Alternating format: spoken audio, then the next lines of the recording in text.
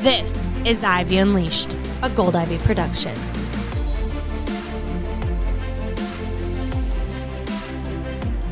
Hey everyone, welcome back to Ivy Unleashed. Have you ever found yourself saying, I'm sick and tired of being sick and tired, I'm exhausted, or help, I need a break from motherhood? If you're like us and answered yes, you are not going to want to miss a minute of the conversation we're about to have with the one, the only, Domiana Ndour. Welcome to Ivy Unleashed. Thank you for having me. I love it here.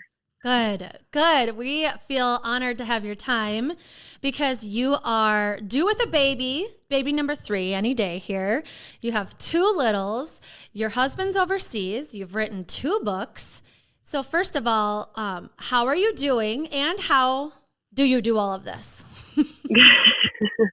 I appreciate that for asking how I'm doing. Like, I really do appreciate that. And today, honestly, I am phenomenal. Like, I'm not going to lie. It's been a really great day.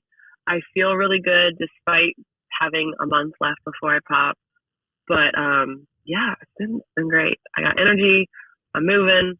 My kids are fun today. Been like really smooth of a day. So, and how do I do it all? Well, you're gonna have to read the book. No, I hate that answer. I'll share some secrets with you guys today on how to do it all. So Brooke and I feel like we know you really well because we read your book. It's incredible and we want to share it with our audience. It's called Help, I Need a Break from Motherhood, the Stay-at-Home Mom's Guide to a Balanced Life. And you talk a little bit about your story in this, and there are so many tips and valuable lessons, whether you're a mom or not. But we would love for you to kind of share your story, prior to kids and how you got here where you're an author and, share a little bit about this journey. So I am a retired professional basketball player. That is kind of where I started.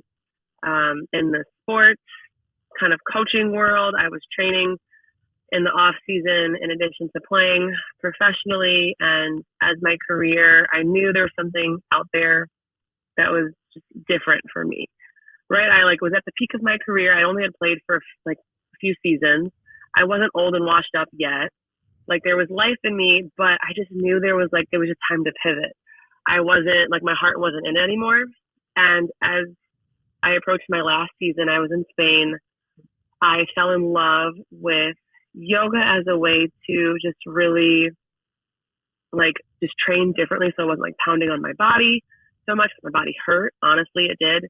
And then I had an injury. It wasn't career ending. I had to get surgery on my ankle, tore a bunch of ligaments, but it wasn't career ending. But I took that as well, okay, this is my sign that I was waiting for and my reason to, proof just to stop, even though I knew it already. I didn't need any more proof, but my intuition was speaking to me. So by that point, when I stopped playing, I ended up going into yoga full time on this whole spiritual journey. It started off very superficial. I did yoga to I read that you can get abs from doing breathing stuff. Didn't have abs from it then, but now as a mom, I do, which is insane. And just as a way to just switch up my workout routine. Then it just transcended into this major spiritual awakening and just mindful movement and just a different way of life and just a way different, just to be different.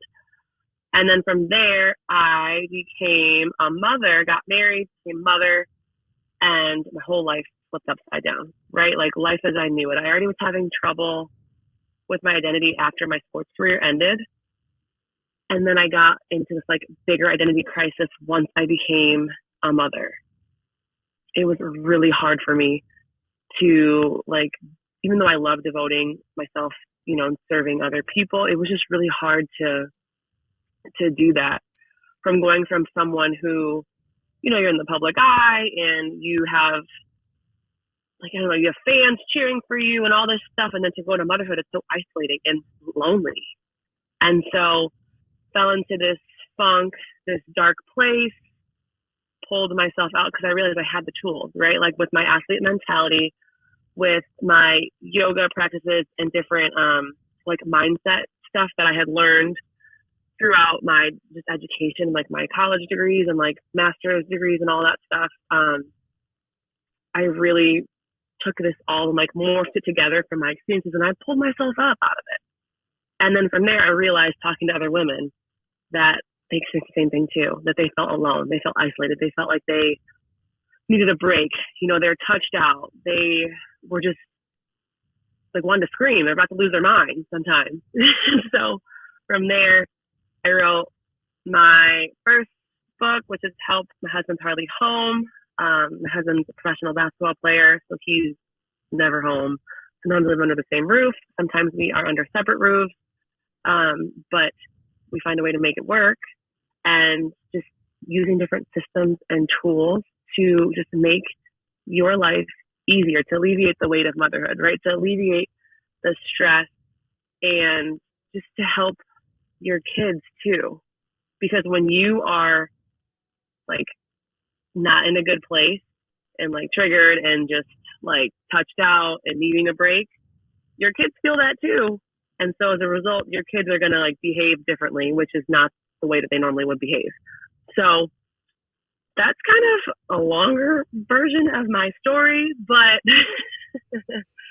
we've written a couple best-selling books, and got into this somatic healer coaching realm of things too, because like I said, I didn't start off wanting to be a coach and the somatic healer. It just kind of came to me after all of these things unfolded, and I realized that I could help more women and help more people and help more kids and more families and relationships just become better.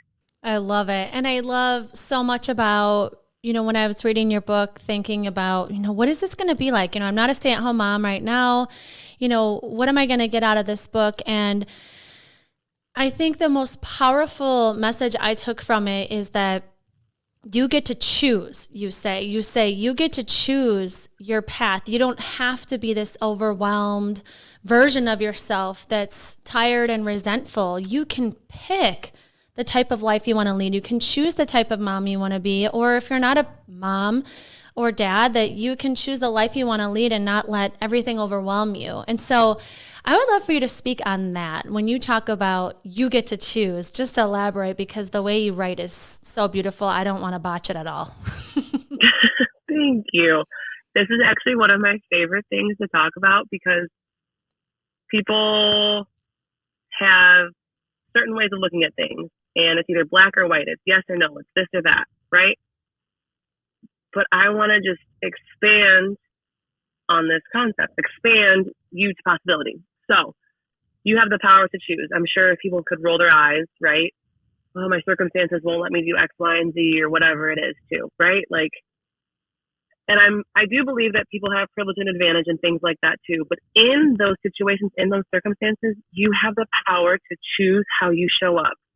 You have the power to choose your response to things, right? You don't have to react when you're triggered. You don't have to react to all these things. You can respond. And there's power in the response.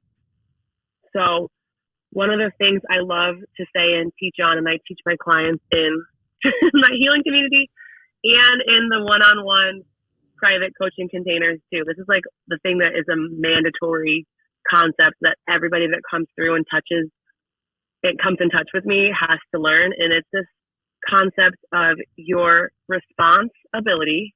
So like your response ability is your responsibility. So your ability to respond is your responsibility. Does that make sense? Yes. And I say that like, because I know it makes sense. You have a responsibility to respond a certain way. You do. And you have the power to choose how you respond. So like instead of being this bogged down, burdened, feeling like you're hopeless and you have no choice type of thing, you can shift that perspective and you can make it so that it's an empowering thing, right? It could be this thing where you can choose, and just opening up your mind to possibility and to perspective that things can be different if I choose differently. That's one piece of it. Another piece of it too is there's this whole like chain of command on like your mind, and how like a mindset hack is what I call it too. So you have circumstances, right? Those circumstances, whenever you think of something in your life that happened. You get all these thoughts that run rampant in your mind. So that circumstance produces a thought. From there, that thought produces a feeling. So you're going to feel a certain type of way whenever you think certain things.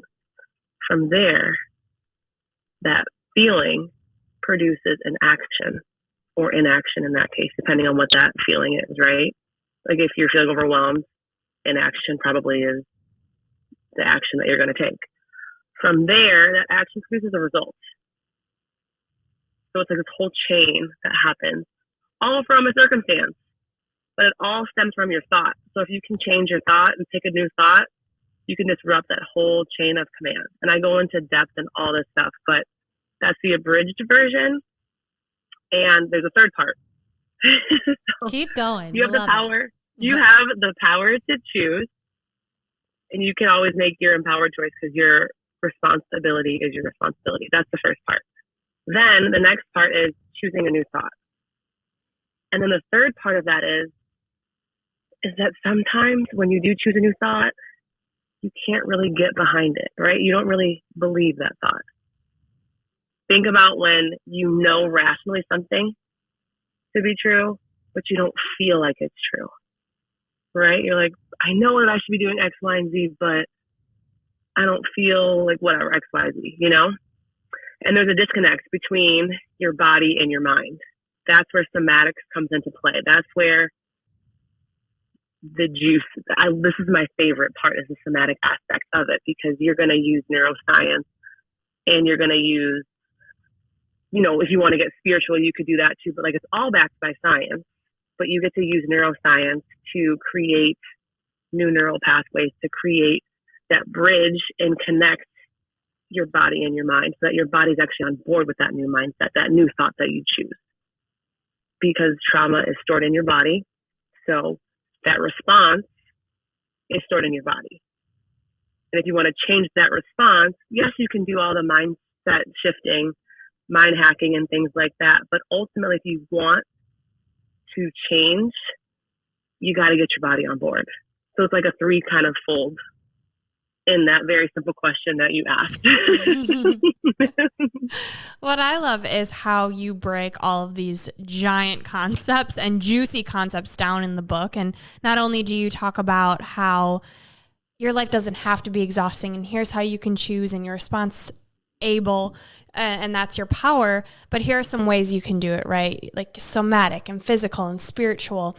And you talk a lot about that somatic piece, the breath work piece. And you are trained in EFT and pranayama, you always talk about, and so much good stuff in the book. And so I would love to hear more about these somatic practices and kind of diving into the neuroscience and the juiciness of it.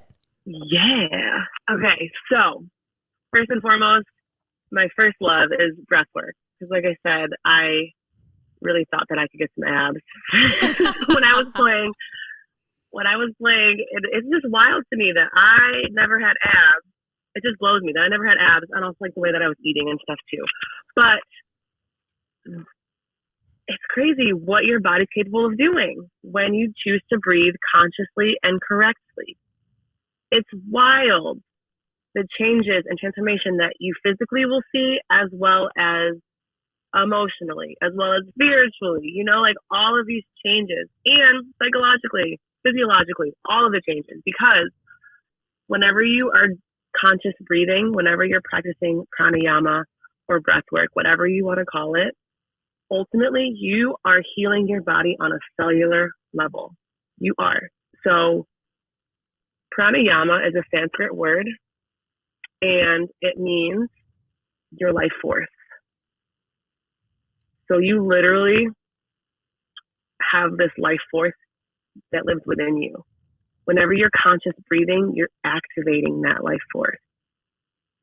Whenever you choose to consciously breathe and like control your breath, that's your anchor. You are able to control your inner world, which is a reflection of your outer world. So if you're able to control your inner world, you know, like you can control your outer realities. You can open yourself up to new realities. And it is so powerful. So breath work. And it's super easy, like practical ways. We can talk about that too, and you can read them in the book. But like also, I'm in the car right now, right? My office for the day. When I'm driving with both of my kids in the back, singing their hearts out or talking about who knows what, like, you know, you get pretty good at filtering the stuff that needs your attention.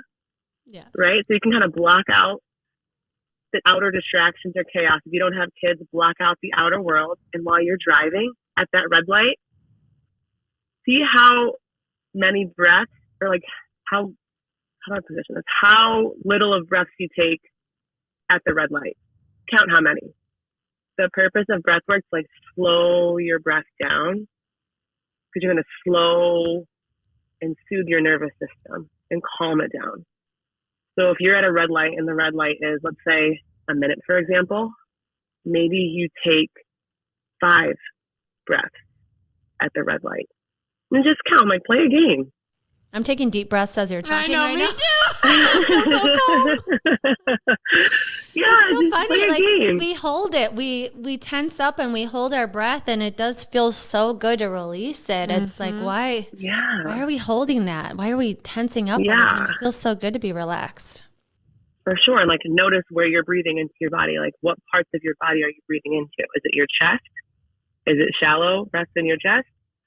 Or is it coming from your belly and your diaphragm? And then coming up to your chest. And then on the exhale, this is the juicy part. This is how we get abs, people. I'm listening. You squeeze everything into the midline and like squeeze your belly button back towards the spine. Squeezing that. And then you can even hold your exhale for a bit. And I say a bit, like just briefly for a hot second. You inhale fully through the diaphragm, up through the chest. Let it rise. And as you exhale, let the chest collapse. Ribcage draws closer together. And then bring that belly button back towards the spine and squeeze. You're going to fire up those transverse abdominal muscles. And even lift up the pelvic floor a little bit. Give it a little squeeze up in the elevator. Little kegels. Yeah. I only say that because she wrote it in the book. Yes. Get them. But on that exhale is really the key to like, you're really squeezing too. So like you're expelling toxins from your body, right? You're detoxifying, you're purging, you're getting rid of and creating more space for whatever you want to call in, whatever you want to inhale, whatever you want to breathe in. So you can get like all manifestation-y on, you know, I can go that way on you. I can go scientific. Like it just doesn't matter, but like it's fact. Breathe in the good shit, breathe out the bad shit, breathe out the bullshit. Yes. What is it? Yes, something like that. Yes. Or it could be breathe in peace, breathe out stress. I mean, whatever lights you up, honestly. Yeah, make it your own. But that is my first and favorite. I don't know if favorite's the right word, but it's like my first somatic love that I really discovered. And I didn't even realize it was a somatic healing tool at the time when I was using it. I just, like I said, was just trying to get some abs. Yeah. And I think that's a big thing that, you know, we want to talk about stressors and burnout, thinking about so many things on your plate, so many directions you get pulled, and with work and with if you have kids or personal life, travel, you know, all of the things that are on our mind. It's nice that you can always fall back on something that's free. And as a mother, you can do it with your kids. Like you don't have to go hide somewhere and do this. Like everybody can benefit from it. And you could do this anywhere, anytime. Like you said, it doesn't matter where you are. And it's a very like inconspicuous way to self-soothe. No one will ever know. No one will ever know that you are taking time for yourself, prioritizing yourself, that you are calming yourself down. No one will know because you're just breathing. Mm-hmm. And it is a really great point too that your kids can get involved with this. All the tools and things that I teach and that I share in the book, your kids, include them in them. Mm-hmm. Like it's a powerful thing to watch. Another really good somatic method that I love is EFT tapping, stands for emotional freedom techniques. It's amazing, like to help you get in touch with your emotions, to cultivate emotional resilience and intelligence, because that's something that I know I lacked for a long time. pretty much like most of my life, honestly. I knew I was a very emotional person, but like to identify these things and to move through them and to actually deal with them instead of just stuffing them down, I didn't really do a great job at that. And so when I found EFT tapping, it literally changed my life. And now my girls, who are 2 and 3, I'll catch them when I see them, like they might like let out a little scream or something like that, or a big scream, right? So they'll go, ah, and then someone will just start tapping, just like on the side of her hand. Or at bedtime, she'll ask me, my oldest, who's 3, she'll be like, can we tap? And she'll just ask me these questions. I'm like, oh yeah, girl, come on, let's go. What you want to talk about? Come on. And like, so we'll just start tapping and incorporating these things into our daily lives. Or like shaking. My 2-year-old is all about it. She's like, I'm gonna shake my booty. And she'll just start shaking, and we just have like a big like shaking party in the living room, right? Like all of these different things that you could do around your kids, with kids in the mix, without them, when you're driving, when you're walking, just like a different way of bringing mindfulness to your life, honestly, is what it's all about. Yes. And the interesting part is, it's mindfulness, but we talked with a psychologist a couple weeks ago about bodyfulness, and that's what you're talking about. Like breathing involves your body, tapping involves your body. So can you just kind of touch on what is that, and like how does tapping help move your emotions or trauma through your body? It's a really great question, because people probably are still very confused as to like what tapping is and how it all works. I like to preface with tapping is better experience than it is explained, but I'm going to explain it and break it down pretty simple. So you are basically combining talk therapy, so like CBT, like the cognitive behavioral therapy, talk therapy with acupressure points, and you're just going to touch on different meridian channels of your body while you're speaking or repeating after the practitioner, because there's a different sequence and there's a rhyme and a reason to what you're saying and when and how and why. But the reason why it works and how it all works is because when you are triggered, you are in fight or flight mode. When you're in fight or flight mode, your body's secreting cortisol and other stress-inducing hormones all throughout your body. So that automatically activates this part of your brain, the sympathetic part of your brain, so that you are in fight or flight mode. You don't have access to the other part of your brain where it is a rest and repose, which is the parasympathetic nervous system. So when you are stressed, one part of your brain cuts off, and you are just unable to see anything else except for the stress, the triggers, and you just kind of spiral into it, right? That's why you can't think your way out of things when you are stressed and triggered. That's why the first point that I made about doing all the mindset shifting, it does work, yes, and also, here's a little caveat. When you're stressed, you can't think your way out of something. That's why your body and your mind don't align. That's when you think something and you don't feel it. Or you feel something and you think differently from it. And so when you're tapping, you're soothing your nervous system, which allows your body to come back down to equilibrium, to come back down to homeostasis and activate that parasympathetic side of the nervous system, to activate that rest and repose, that retreat, that just calm part of your brain so it can activate and turn back on and shut off that fight or flight side. So you will be able to like, oh yeah, I can relax. Oh, I can actually see things differently. Maybe I can do X, Y, and Z, right? Like instead of just being like, think about when you're hot, right? When you get really mad, you're venting to someone and they say something that's positive to you. That's triggering too, right? You're like, ugh, don't want to hear that right now because you just can't receive it. You're unable to receive it because that part of your brain is shut off. You only have access to the stress, fight, or flight. You are literally cut off to all possibilities. So simple as tapping here is going to open you up to the possibilities and activate that other part of your brain so that you can actually receive something else. You can actually relax.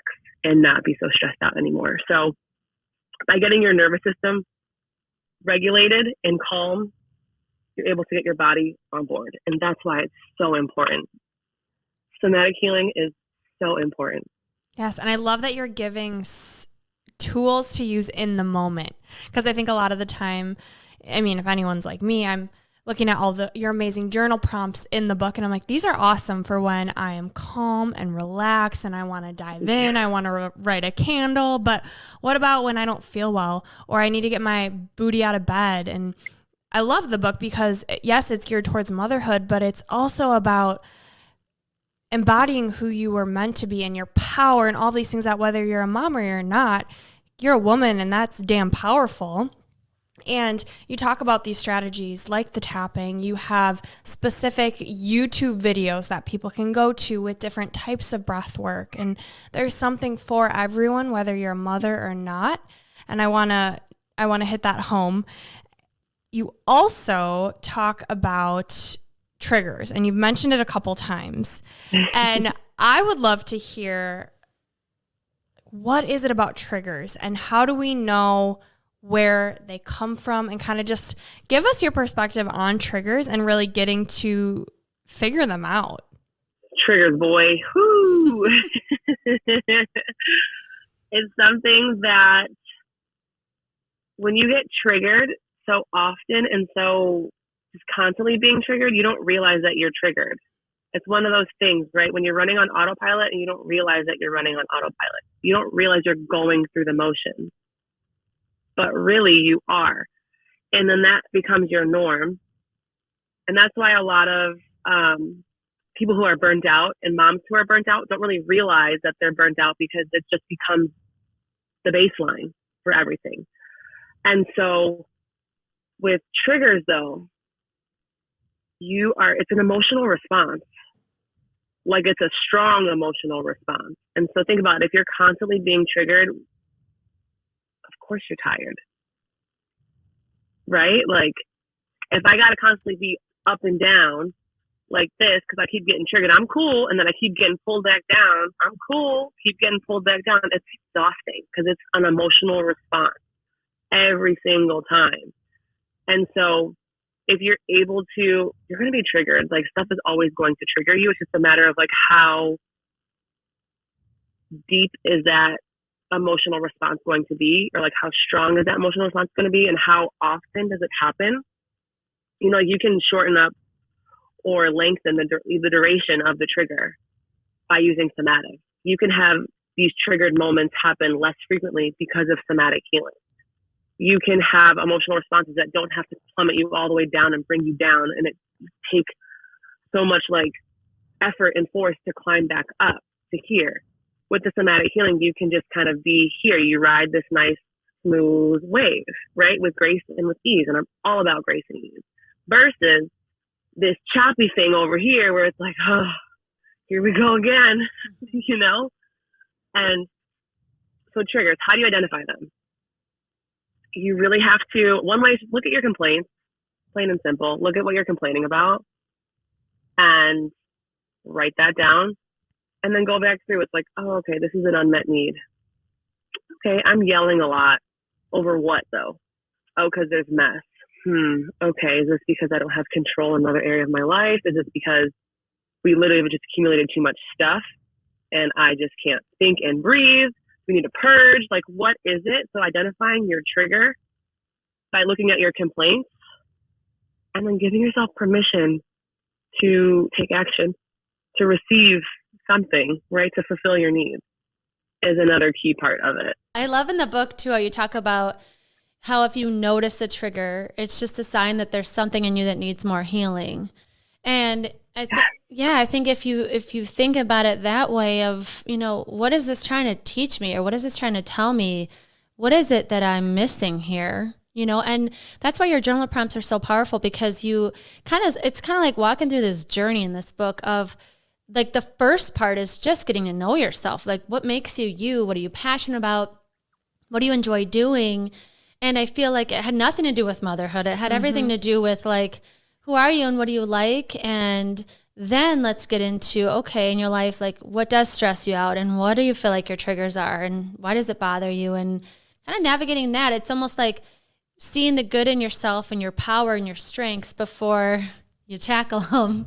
And so I would just love for you to talk about that process of how you go from, okay, I know who I am. I know what I like. I know what I'm good at. I know, what my passions are, into your system and how you start to change your environment when you feel the burnout, you have the stressors, and you want to start making some shifts. So I love that you recognize that too. My little sneaky way of my conscious mom method, Yes. to get you there, right? Like I'm really bridging the gap from where you are, overwhelmed and burnt out, and getting you to, like overjoyed in this fun, fulfilling life that you get to live with ease. I'm really glad that you noticed that, because that was like, that's the purpose. But if I would jump right into something else, like it just wouldn't be received. So I have to get it in a way that first we got to just rediscover ourselves, right? Because you're more than a mother.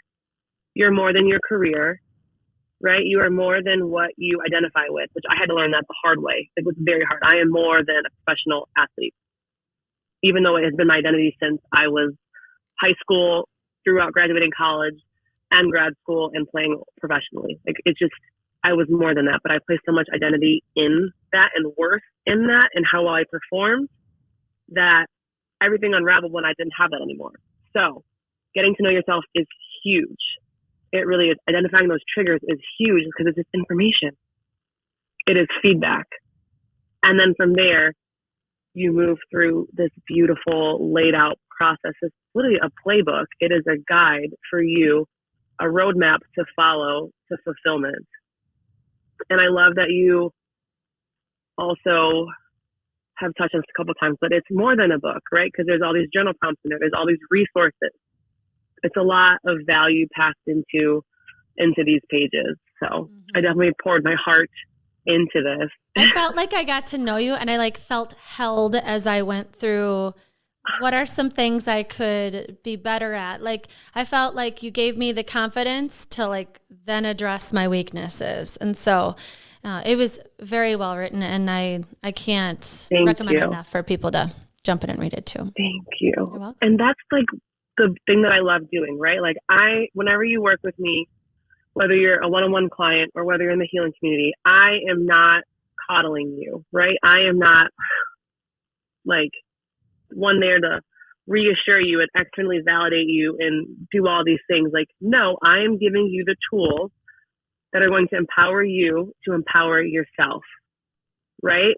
I am going to make you see the goodness in you, see all the power, all the wisdom, all the beauty, all the things that are within you, because whatever you see in me is in you. Whatever you see in me, it's in there for you too. And I'm going to extract that. And that is what a good coach does. That's what a great coach does. They're able to pull that out of you. And I've been doing that for a very long time with basketball, and it just translated into this health space and into somatic healing space. But that's really what I love doing, is just being that mirror. This is me holding up a mirror. Yeah. Look in the mirror, please. Can you kind of explain more what you mean on that what you see in me is what's in you? So we are all one. I'm going to go spiritual. I am going to take this on the spiritual road. I am. We are all one. So whenever you meet somebody, it's a reflection of you. Whatever you see in them is a reflection of you, right? So if someone really bothers you, you got to look at yourself. You do. You do. Why does this person bother me so much? Is it something that they're doing that I don't like about myself? Oftentimes is what it is. Or something that I've worked really hard to, to combat and to heal, but you're being judgmental towards them for it still, because we're all the same. We really are. We are all one. And so whatever you see in someone else, you see it in you too. I love that. That reminds me of that validation piece that you talk so much about in your book, how when you are looking for compliments, it doesn't matter if you don't believe it and that you have to give it to yourself. Yes. So let's dive into that piece. Yes. All right. Homework for the listeners right now. Give yourself a compliment. Go look in the mirror. If you don't have a mirror, pull out your phone, do the front camera, and give yourself a compliment. Bonus if it's a compliment in front of the mirror and you're naked, because I'm all about being comfortable in your skin. But really, see how easy and how hard it is to give yourself a compliment. And also notice how you receive compliments. If you're always like, ooh, like kind of bypass, downplay it a little bit, like, oh, I love your hair. It's like, oh, I haven't washed it in 3 days. Like, what are you doing? Just say thank you, you know? Like, why is it so hard for us to receive it? Right. Or why do we have to give one back and reciprocate? Why? Why do we have to? Oh, thanks. I love your shoot. Like, I will proudly take a compliment. And I was not always this way. I was not. But if someone says they like something or whatever, thank you. How'd you get to this space where you could accept it? A lot of work around being my own source, my own sustainable source of validation. Learning to love myself to the core, despite my imperfections, despite the mistakes that I've made, despite the things that I might not like about myself, learning to accept and love them. That way, I don't have to, like I said, rely on someone else's perception of me. Another thing, I worked on people pleasing so much and codependency, like those tendencies, which I'm sure resonate with a lot of women in general, just because it does, let's be real. Breaking those ties and those bonds to codependency and to people pleasing, you realize like that other people's opinions and perceptions of you really do not matter at the end of the day. And to give someone that power, that's taking away from you and your power. Why would you give someone your power? Why would you give someone that much power over you to dictate and decide whether today's a joyous day or whether right now is a joyous moment for you or not? How did you know when you were people pleasing? Like, what was your cue? Like, oh, I'm definitely doing this, or I'm definitely codependent. Like, how did you identify those things? If I had really, really great news that I was very excited about and I shared it with someone, and then if they didn't react the way that I wanted them to react, I was like super excited and like, oh my gosh. And like, cause I'm a very much like that's how I celebrate the big, small, little, big wins and all that stuff. Like I'm up there. And if someone wasn't like that for me, then I would just like get deflated and kind of come down to their level. I'm also an empath too, so I just soak up everyone else's emotions and vibrations too. Another thing, when I knew that I had to make some shifts and changes with like codependency and stuff like that, was when like, okay, so my husband, whenever he'd have a game, if it was like a good game for him, or if the team lost, or if he didn't play that well, and like he came home from the road or whatever, and he was like in a mood, then like, and I would be all bubbly and stuff like before he comes home, and then like he'd come home and I'd be like the life got sucked out of me, you know? That was a huge indicator that I'm like, okay, girl, something's got to change, because you cannot keep living your life on this roller coaster depending on who you're around and what people think of you and what people are bringing to you and their reactions. Like, you can't. Isn't energy contagious? Like, because in my mind, I'm like, energy is contagious, and I'm an extrovert. I get energy from being around other people. That's what I've been telling myself. So I see myself in you. You're a great mirror right now. Help me. There's a mirror Domiana, again. help me. Yeah, so energy is definitely, it's contagious. You can emit vibrations and frequencies and energy, and you can also receive it and soak them up too. The power that you have, the superpower that you have, and that you can choose to view it as a superpower, is that you can filter through what energy you want to take in and what energy you want to leave. And also the stronger of your vibration, right? The stronger wave you emit around you, right? Your aura, your little Saturn rings, whatever you want to call them, whatever you're putting out there, the strength in which you're putting it out there, that is gonna like shield you also too. You know what I'm saying? So that way people come with that negative stuff or that lower vibrating stuff and you're all the way up here, like it's not gonna penetrate you. It's not gonna phase you anymore because you know that what you're putting out there, like you know that you're secure in yourself, you're validating yourself, you're confident in yourself, you're loving yourself, all of these things, that is that higher vibrating frequency. That right there is going to not only protect you from that lower vibrating stuff, but it's also going to attract more of that higher energy, higher vibrating things too. So it is a practice. It is. It doesn't happen overnight. Like I've been doing this stuff, I swear, for like at least 5 years, like a minimum, I'd say. But honestly, my whole life, to be honest. But like, it's a practice. Mm-hmm. And when you've been a certain way for 20 something, 30 something years, it's not going to happen overnight either. The shifts and changes are going to happen overnight. So reminding yourself of that. For anybody that's listening, if you do want to watch the YouTube video of Domiana, her energy is, I can feel it. Like you are not only wearing yellow and beautiful and glowing because you're pregnant, but thank you. I'm sure you'd be glowing even if you weren't pregnant.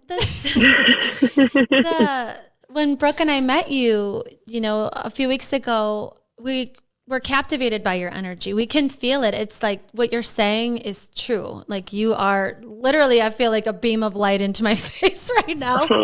And so what you're living out what you're saying. I think it's one thing to know the science. It's one thing to like try to tap on your hand or tap on your head, but watching a YouTube video of you doing it and hearing what you're saying, and you can see your energy change. It's really cool to not only hear it, but to feel your energy. And I hope everybody, and I'm sure everybody can feel your energy too. I just wanted everybody to know that they could also see you if they wanted to.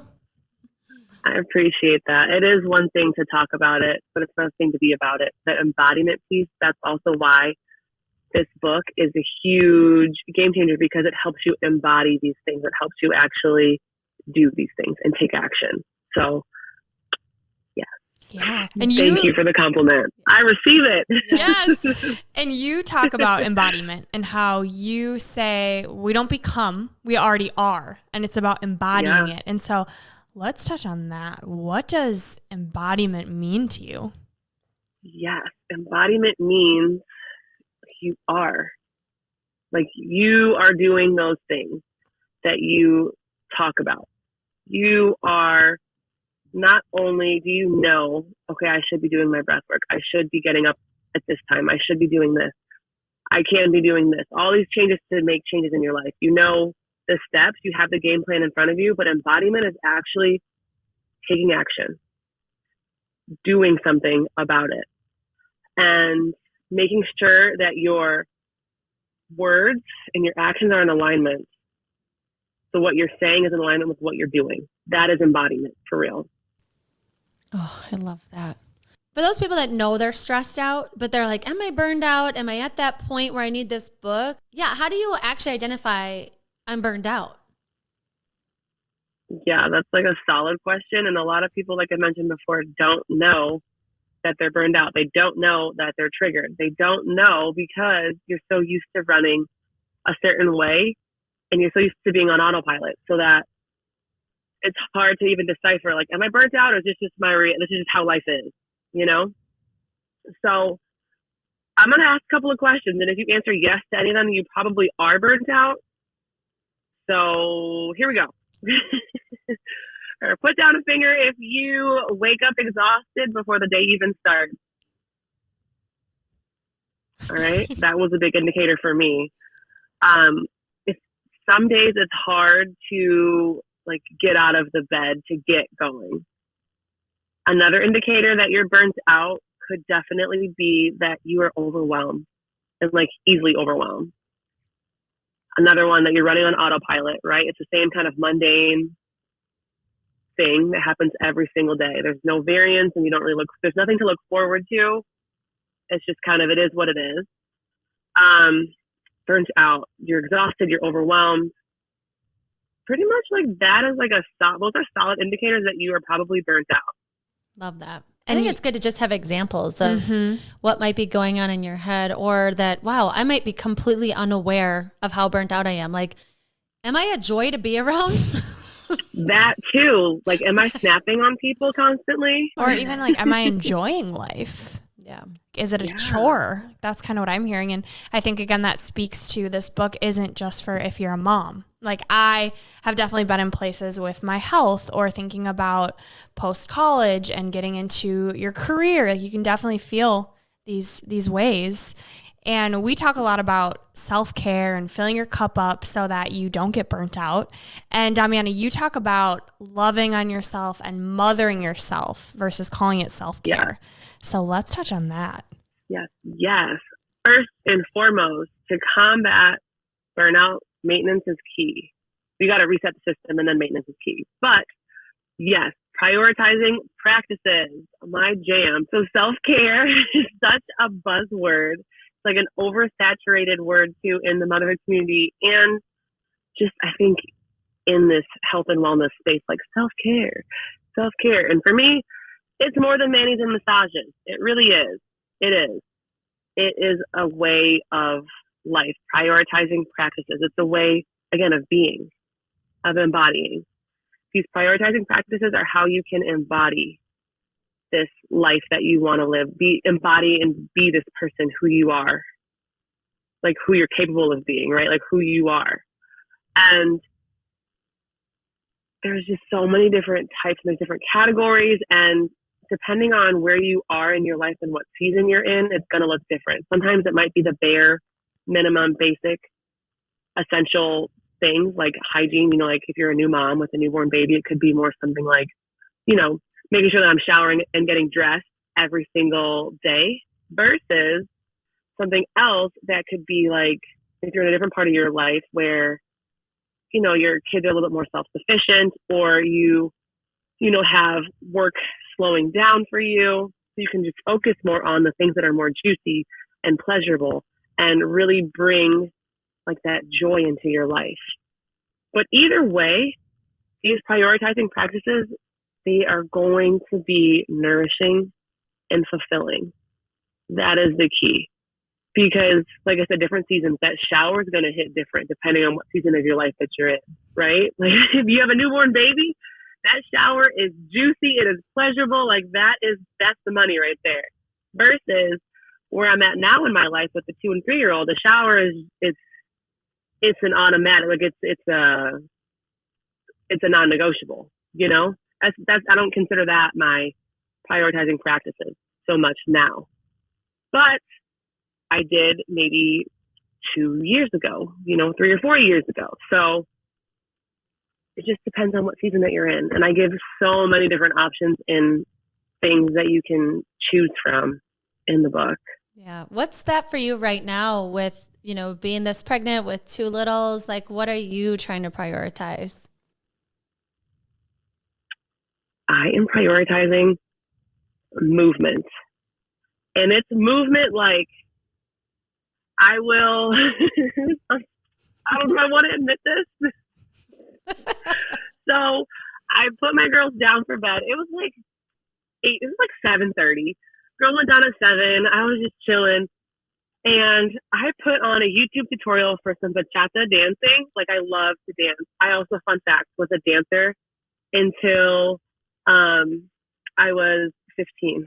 So, like, I was a freshman on the freshman Palms team, dancing at halftime for basketball games, and then I switched to basketball.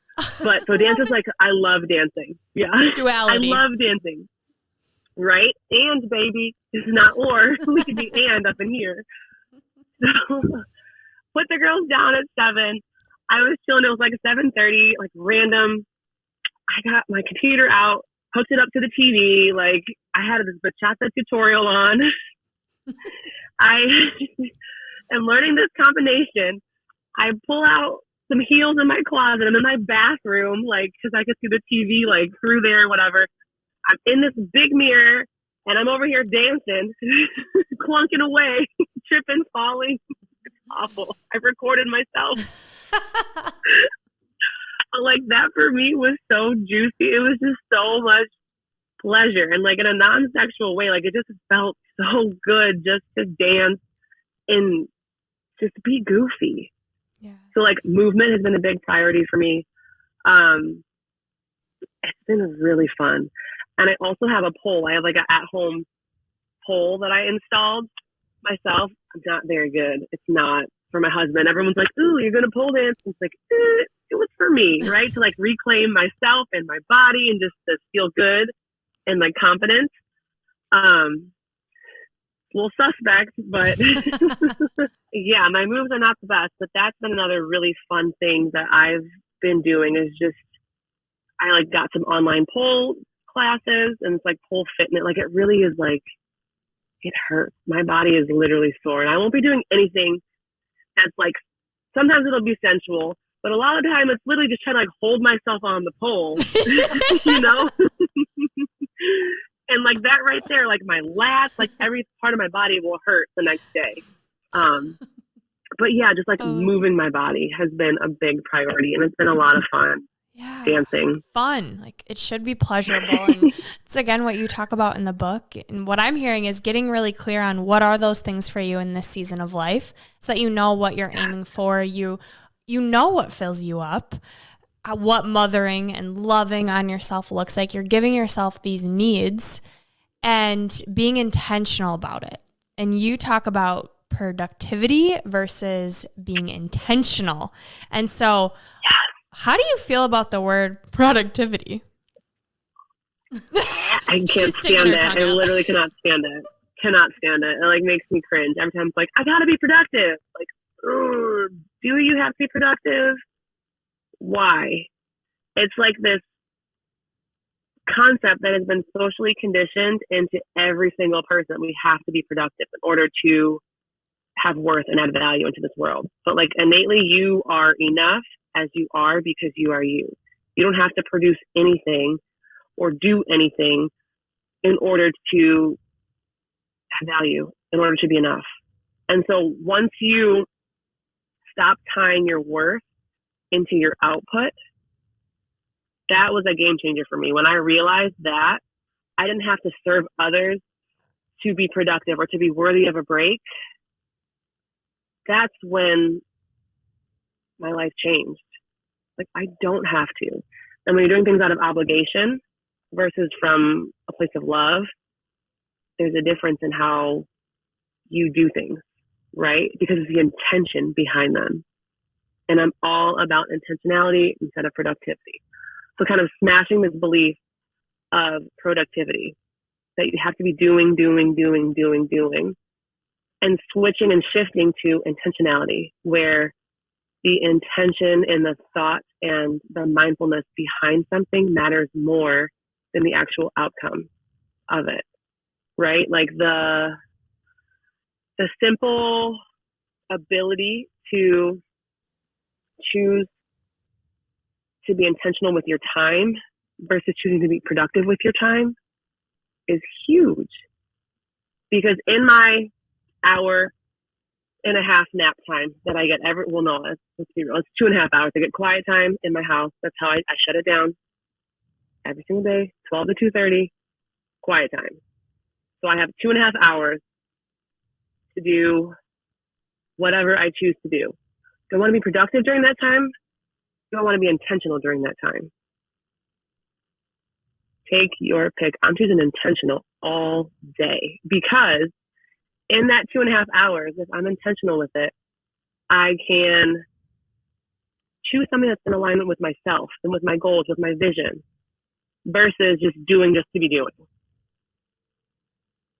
Right? Like, I don't know. It seems like a no-brainer to me. Maybe I'm just like so much into it that I just that's where I'm at. But hopefully, if you're not quite there yet, you can still understand this concept of being intentional, why it's way more powerful and potent to be intentional versus being productive.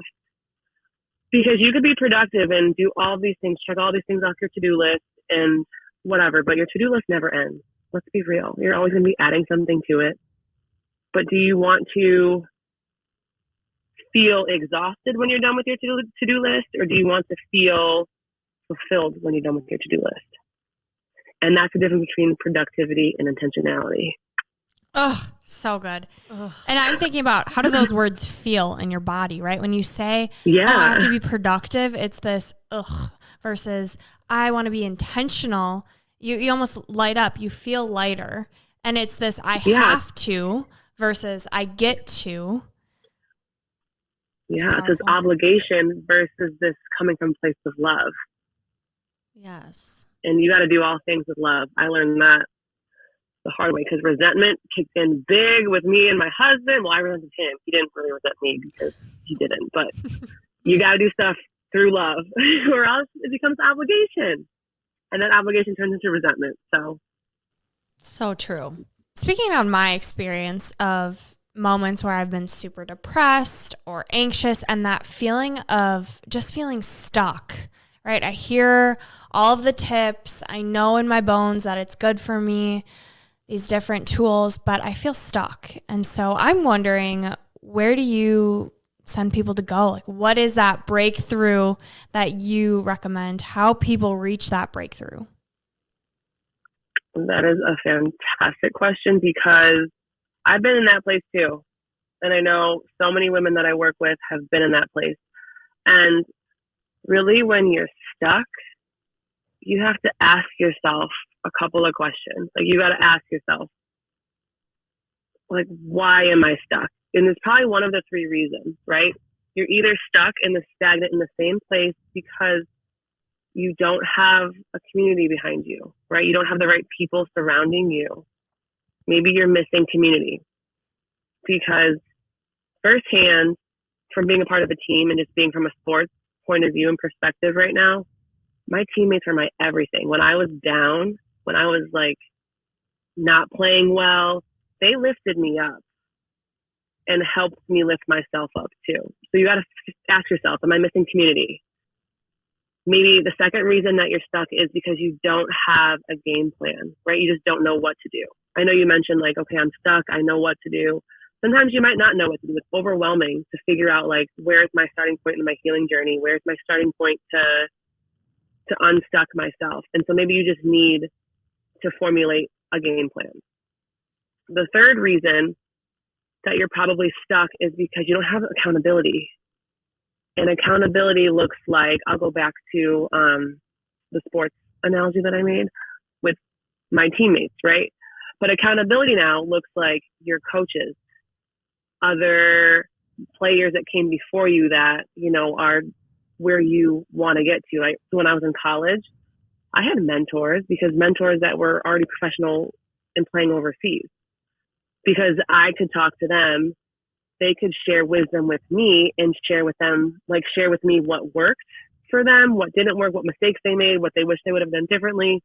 And I can just receive that, filter it, and just pick and choose like what and make it work for myself. Same thing with a coach. Like, my coach was able to see potential in me and then just able to convert that potential into capacity. She was able to really help me see myself differently. And that's a game changer right there. So maybe you're missing accountability, and that could be an accountability buddy. It could be a mentor. It could be a coach. Like, it could be somebody else, because I know like those 5 a.m. workouts that I would show up to, you're not going to go by yourself. You will if you're super disciplined. And that's one thing that I have learned through sports. But if you're not that disciplined, you need someone holding you accountable. So someone else is waking up also at the crack of dawn, meeting you at the gym at 5 a.m. You're going to show up. And that's going to help you unstuck yourself.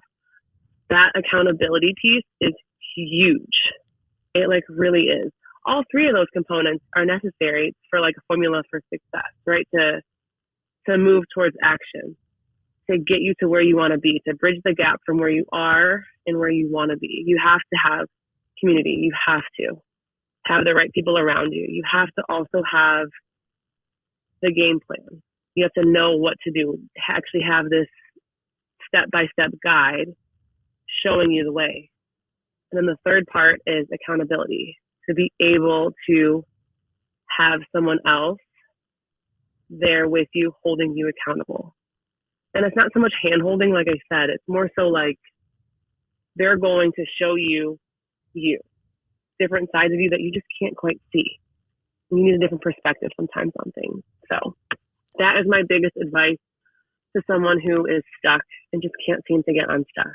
Thank you for going through Ask that. yourself, yeah, you're welcome. Ask yourself, what am I missing?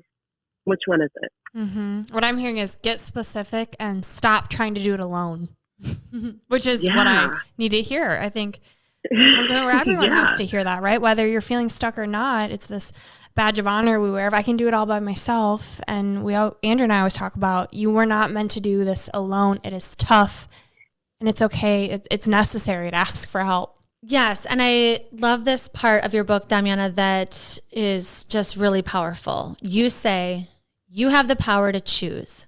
You don't have to win the battle of who is more tired. Stop wearing exhausted and self-sacrificing as a badge of honor. It's self-betrayal and self-destructive, and it's actually selfish of you not to take time for yourself because you are robbing others of receiving your best. So beautiful. And I love that you take us from there through this journey with your book. And what's beautiful is you talk about burnout, and then you talk about the gifts that burnout brings, really getting to rock bottom. And so would you please talk about the gifts of burnout? Yes. And this could definitely be a very, like you hear it, like burnout's a gift, like what? But it really is when you're open to perspective. Once you go through this journey, you'll see how much of a gift this truly is. Because once you hit the other side of burnout, your life is so much more purpose-filled. It is so much better. Like there's just so much joy and there's opportunity there, right? Burnout, the gift of burnout is opportunity. You have an opportunity to change the trajectory of your life. You have the opportunity to learn a new skill and equip yourself with these tools and these healing tools, right? You have an opportunity to pass this stuff along to your children too. Like there's just so many opportunities within burnout. It's a self-discovery journey, right? If you haven't embarked on one of those yet, which I'm sure you probably have if you're listening, but you get to dive deeper into this, get to know yourself better. You get better relationships because of burnout when you get to the other side of it. And honestly, if I didn't experience burnout, there's no way that I could be doing what I'm doing right now. It's to the capacity that I'm doing it either. Like there's no way I would still be stuck in that funk with she wouldn't be a newborn anymore, but I would just be grumpy and unpleasant to be around. And I would not be joyful and my relationship would be awful. But now that I've experienced that burnout on the other side of it and moved through it, I am more emotionally intelligent and resilient. I am living in my purpose. I've discovered my purposes, and I say purposes because we have many different purposes. We really do. And like I said, I'm going to pass this stuff on to my kids, and it's just such a beautiful, beautiful space that I'm in right now. And I want nothing more than for everybody else to be able to operate from this place. Like that truly is what I want to be able to give people. And that was my intention behind writing this whole book, behind the coaching work that I do, behind my healing community. Everything that I do is with love, and it's with the intention of helping you see the opportunity in your life, because you're in a really great place right now where you are either able to identify this gap. Maybe you know specifically what the gap is, but maybe you don't, and you just know that there's something has to change. You don't quite know what. Either way, that's a beautiful space to be in. That's a powerful place to be in. Because in that place, when you're really tired of being tired, right? When you're really ready, and I say ready because you're never really ready to do anything. But when you keep talking about the same thing over and over and over again, you get sick of hearing yourself talk about it. That's when you're going to make that lasting, sustainable change. When you're fully burnt out, or like when you're actually burnt out, that's when you're going to be able to make those changes that last and stick. And that's what creates a whole different lifestyle and a whole different life and reality. So maybe you have the gift of burnout. Maybe you haven't quite reached the gift of the burnout yet. Either way, know that it is possible. So beautiful. And something else that's beautiful, along with so much in your book, is you talk about how once you know things, you can't unknow them. And so I want everyone to take that away from this episode. Domiana has given us so many tools. There are so many more in her book. Again, whether you're a mom, you're not a mom, just being you, these tools apply to you. And now you know them. And the only person that can help you is you. And so know your worth and put them in place. Yes. Oh, both of you are on fire and I love it. And I want everybody to get more of you, Domiana, and I'm sure they do too. So if they would like to get your book, find you, how do they get more of you? So first and foremost, if you want to find me on Instagram, Domiana. That is my handle. Send me a message. Let me know that you listened to this episode of the podcast. Just say, hey, just listen to the episode. Just share something that really resonated with you. I would love nothing more than that. I swear, that would really make me smile. Not that it matters what I feel. It shouldn't affect you, but I just would love that so much. If you want to get my books, they're available wherever books are sold. But for my Gold Ivy podcast listeners, a little special for you. So if you want to go to kdomiana.com/book, you can download Help, I Need a Break from Motherhood for $8.99 there, or you can go to Amazon and pay $17.95 for it, or go wherever books are sold and pay a different price. But for you guys, I want to give you a special. It's for $8.99.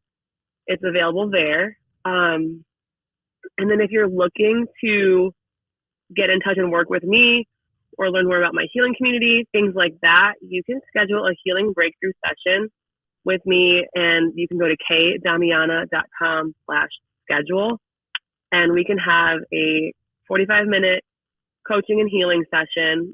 It's going to be run like it's the actual session that I would love to extend to you as an opportunity to identify what you need, right? Creating a game plan, right? Giving you a way to bridge that gap from where you are and get you to where you want to be. So if that's something that you are interested in, I highly, highly, highly recommend you snag one of those spots before they fill up, because I have capacity for only so much and I am one woman. So if you want one of those, I think you should get that on that ASAP. Yes, we think so too. And receive these gifts. She's giving you some gifts. It's yours to take. Life-changing gifts. Yes. And we will plug all of your information in our show notes so people have access to you. And then next, what we do are 3 gold stars. So Domiana, these are 3 takeaways for our listeners. Number 1, figure out what you need and give yourself permission to receive it, right? So is it community? Is it game plan? Is it accountability? Is it a shower? What do you need, and give it to yourself, okay? Number 2, get your body on board. Somatic healing modalities are your friends. Right. And number 3, be intentional.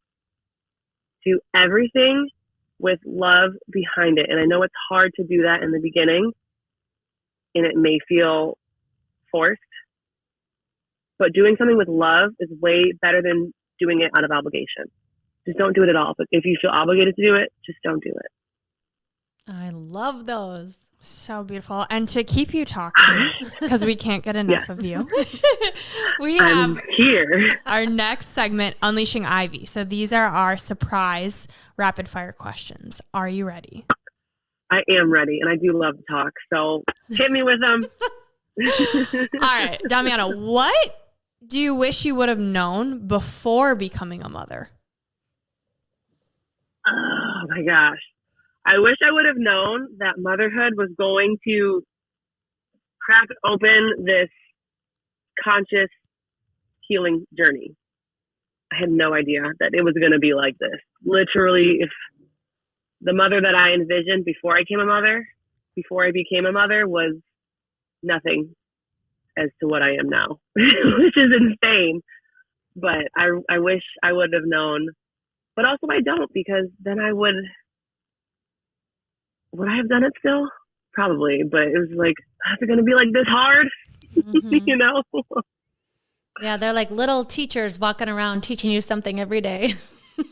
I swear they really are. Like, my kids they're my greatest teachers. And I tell them every single night, like, thank you for being you. Thank you for choosing me to be your mother. And thank you for drawing attention to the places I need healing the most. Like, I tell them this every single night because it's the truth. Their behavior, the things they do, the things they say, it all is showing me what I need to heal on and what I have healed also too. So I can celebrate and acknowledge myself and still work and move forward. Yeah, I'm so glad you said that. Yes. Man, I bet you're such a fun mom. And that's what my question is for you, is around your joy. You know, reading this book and just following you, you are, like I said, a beam of light. And so I'm just curious about, like, you know, you've given a lot of tips, but how do you personally, like, what gives you the most joy and like keeps that optimism flying all the time that I feel from you? Yes. Don't get it twisted now. This ray of sunshine, did I really say? This ray of sunshine also has rainy and cloudy days too. Like, I definitely am not always a vibrant light. I get grumpy. You can ask my girls, they will be honest and tell you, yeah, she gets grumpy. She yells sometimes. But how do I maintain and like try to be a fun mom? Honestly, I do things that I want to do. Like, I don't, like, yes, I let them choose and we do stuff that they want to do too, but like ultimately, I make sure that as long as I'm doing stuff that I want to do, I'll be more inclined to doing stuff that they like doing. Like, for example, puzzles. I literally cannot stand, not that I can't stand them, but it's just like, we have to do a puzzle, right? And so if my 3-year-old wants to do a puzzle, I'm not going to do that with joy if I'm depleted, you know? But if I'm making sure I'm doing something that I like doing, yeah, we can do a puzzle. The puzzle's it's no problem. No problem. Let's do the puzzle. And also just like remembering that life does not have to be taken so serious. Like, it's okay to laugh at yourself. It's okay to just be silly. And that's also like where imaginary play has been. If you see my face right now, I'm kind of like scrunching up my nose. I don't like imaginary play. It's hard. But they're expanding and stretching me to like find enjoyment in it. So I guess it's about finding enjoyment in the things that you don't necessarily like or enjoy doing. Is also kind of how you can still be fun. But also just do what you love to do, even with kids in the mix, and especially with kids in the mix. That is one of my mottos. Why did I say motto like that? I'm loving this too much. What is wrong with me? Yeah. Oh. Just be weird and goofy. I don't know. It gives them permission to do it too. It gives them permission to let loose. Like, and it makes you feel good. Yeah. Yeah. And low key, they give me permission to let loose and be goofy and weird. They bring it out of me too. Mm-hmm. It's wild. Man, I would love to just come imaginary play at your house. Then we can cha-cha when they go to bed. I'll be on the pool. Do some tapping. Oh my gosh. Speaking of dancing, I just thought of this too. I just got the girls' tap shoes. Like I said, I danced my whole life till I was 14 or 15. So we got tap shoes. And I remember like vividly from my childhood that my mom, we used to tap dance in her bathroom floor on her tile. We were there tapping it up, like, I swear. And so I just did some stuff that I enjoyed in my childhood too with my girls, and it was so much fun. So we were tapping our butts off. I'm like, I don't know if it's going to mess up our floor. This is like adulting, right? Like, maybe we shouldn't be tapping on our new tile, but it's fun. Yeah, so we were tapping, and I don't know, just little, I put in air quotes, little things, because they're not little, because these are memories, right? We're making memories, experiences. They'll remember that when they're older. For sure. And then I remembered it, right? kids. Like, yeah. Yeah. All right. Last question. What is your favorite or the most impactful book you've ever read? The Untethered Soul. That's what I'm going with. That's my final answer. Because there's a couple of them too. There's a couple of birthing books that I love. But The Untethered Soul by Michael Allen Singer. What did you like about it? It was a different perspective of your mind and how much power you have over your mind. It's a tie, that book, and also The Body Keeps Score. Ooh, I have that on my list. Yeah, same. Do it. And that's like the somatic piece that I'm just like, oh, I love it, I love it, I love it. Because it really, those two books together, honestly, is a powerhouse. Because you got the mind and then you got the body. And it's just fantastic. We'll plug those books in our show notes to our blog. And we just want to thank you, Domiana, for being here today, for your time. It's so valuable with all that you have going on. We wish you a great rest of your pregnancy. And we want just everyone to know that this book is a gift to you. It is, you will never regret reading it. You will never regret the questions that you'll get asked and to reflect on, because it's your life and you have the power to choose what you want that to look like. And so we're just so grateful for you. You have been such a joy. I was laughing, and your insight is beautiful and empowering. And I just feel really grateful that you joined us in our mission to help empower others too. Thank you. I appreciate the opportunity also in the space to speak, because your podcast it's touching the lives of so many people who need it. It really is. And I see the value in what you all are doing, not only in the podcast, but in life and with your careers. And it's inspiring too. So I just want to thank you guys. I'm crying. Thank you for saying that. Thank you so much. You're welcome. You're welcome. Thank you. Again, hate to let you leave. Love to watch you go. I know. Thank you so much, Domiana. And we end every show with a piece of gold. And so would you share your gold with our audience? So this is a quote by me, and it's one of the mantras that I live by. So are you ready for this? All right. Listen up. You were made for this. That is undeniable. Boom. There it is. This is Gold Ivy signing off. Listen to your truth and go chase your gold.